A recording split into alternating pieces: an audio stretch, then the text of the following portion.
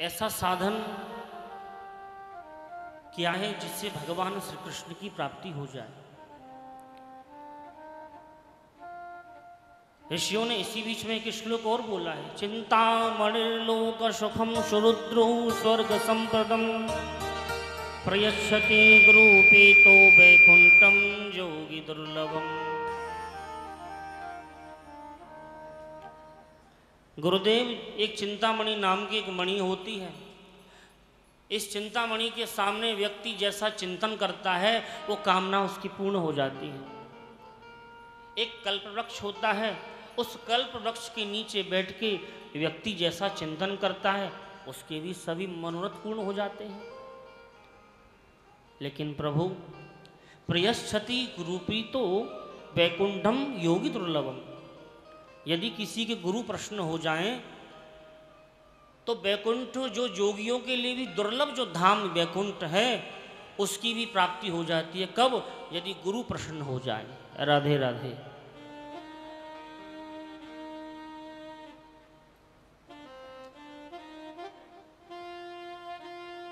सूत जी महाराज कहते हैं, जन्मांतरे भवेत् पुण्यम तदा भागवतम लभे।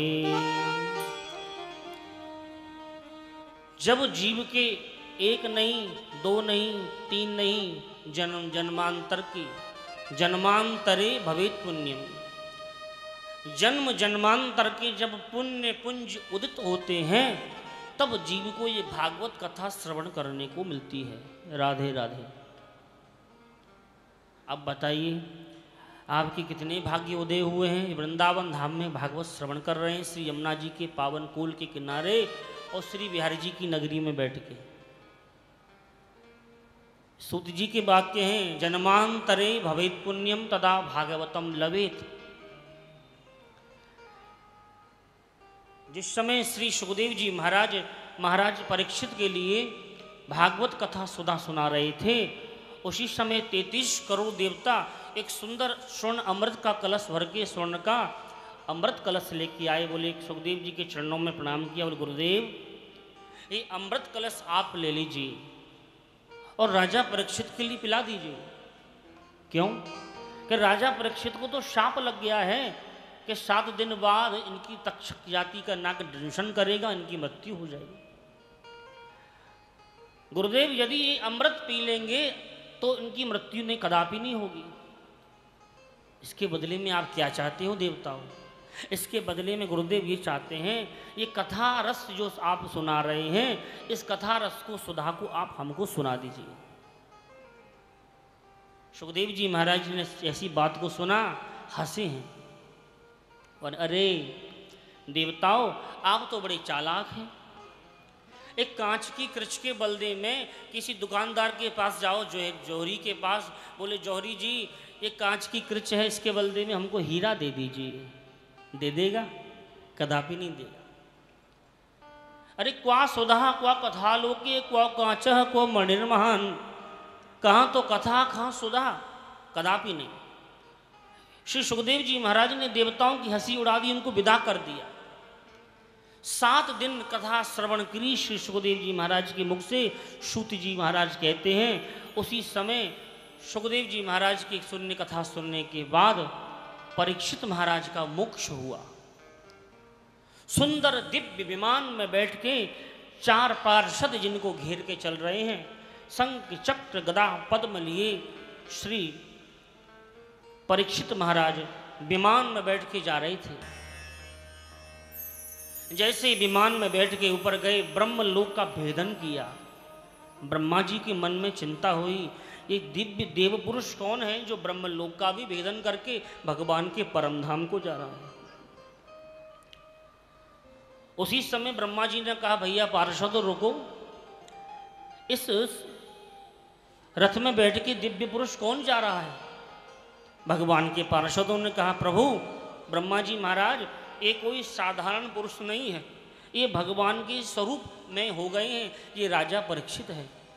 अच्छा, तो उन्होंने ऐसा कौन सा कार्य किया है जो ब्रह्मलोक का की भेदन करके भगवान के परम धाम को जा रहे हैं? भगवान के पार्षद कहते हैं ब्रह्मा जी, इन्होंने 7 दिन 7 रात्रि तक हमारे गोविंद का नाम उच्चारण किया, भगवान भागवत कथा श्रवण करी इन्होंने। ब्रह्मा जी के मन में चिंता हुई कि भागवत का इतना दिव्य प्रभाव है कि ये भगवान के पार्षद झूठ बोल रहे हैं मुझसे।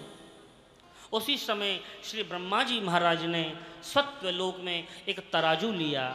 उस तराजू में अनेक उपनिषद, शास्त्र, 6 शास्त्र, 17 पुराण, 6 शास्त्र, मीमांसा आदि सब सार रख दिया।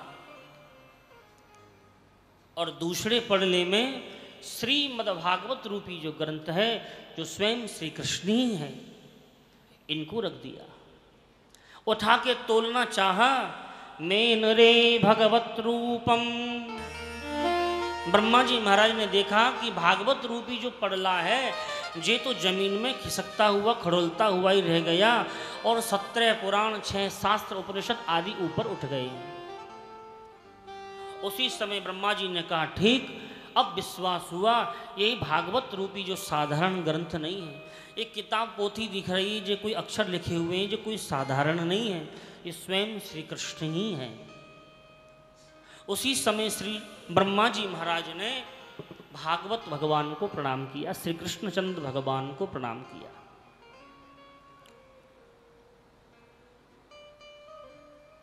सूति जी महाराज कहते हैं, राजन, शौनकादि ऋषियों, एक दिन की बात है, विशालापुरी कहते हैं बद्रीनाथ धाम को। विशालापुरी में एकदा हि विशालायां चत्वारा ऋषयो मलः सत्संगार्थ समायात ददर्शो तत्र नारदम्। विशालापुरी में शनक, सनंदन, सनातन, सनत कुमार, ये सनकादिक जिनका नाम है, इनको सनकादिक बोलते हैं। ये ब्रह्मा जी के मानस पुत्र हैं।